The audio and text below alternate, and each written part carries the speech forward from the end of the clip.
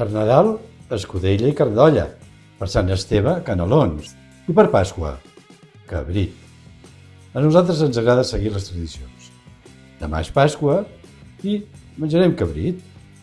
Agafarem 2 espatlles de cabrit, un parell de tomàquets madurs, 2 cebes, jo les he agafat tendres però podrien ser seques perfectament, un parell de patates.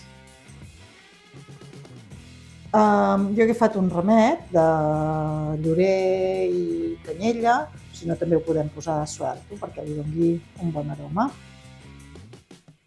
2 grans d'all, lard de porc, oli d'oliva, vi ranci, una miqueta d'aigua i sal i pebre. He posat al forn a preescalfar per començar a una temperatura força alta, pràcticament a 200 graus. I bé, ara he salat i pebrat les espatlles de cabrit per les 2 bandes i ara els hi posaré lard i oli d'oliva.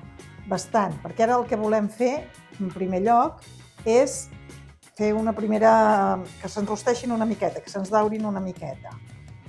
I després ja farem la cocció lenta perquè ens quedin ben tovetes.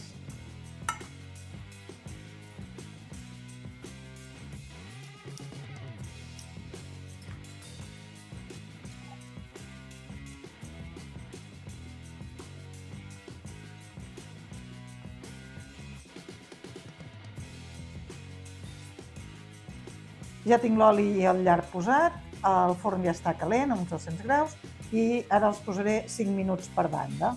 Poso 5 minuts i llavors les giro. Al final les he tingut 10 minuts per banda, perquè m'agafessin aquest color així dauradet. I ara hi posaré el tomàquet que he netejat, la ceba, que les he partit per la meitat, els grans d'all, que els he aixafat una mica perquè deixin anar més aroma, i la branca, el manat d'herbes. I ara he baixat el forn a 150 graus i el deixaré ara uns 15-20 minuts per llavors afegir-hi el vi ranci. He tallat les patates a dauets molt petitons, perquè ens agraden així, i ara les fregiré. Faré unes patates rosses, normals i corrents.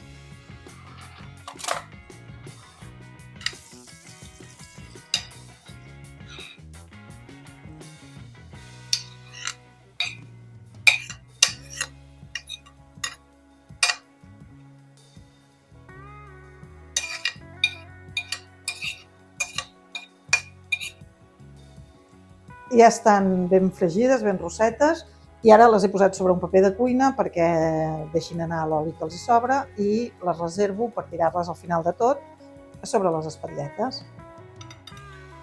Han estat 15 minutets al forn, ara ho giraré tot i aprofitaré també per posar-hi el vi ranci.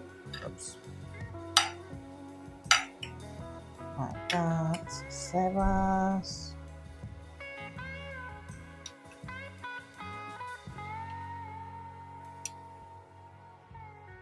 I ara un bon raig de vi ranci i ho torno a posar 15 minuts més al forn. Ha passat ja el segon quart d'hora, ho torno a girar i ara el que farem serà ja posar-hi les patates i posar-ho al forn 10 minutets més perquè s'escalfin les patates, agafin el gustet del rostit i tot. Ara seria el moment també d'afegir-hi aigua si veiéssim que ens quedava molt sec. Com que a mi m'ha quedat prou bé, jo no n'hi afegiré, però això una mica al gust de cadascú. I ara tiro les patates.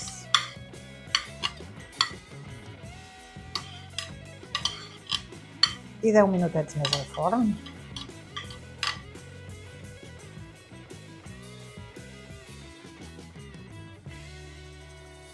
I ara sí, ja tenim les nostres espatlles de cabrit al forn, llestes per menjar. Molt bon profit i molt bona Pasqua!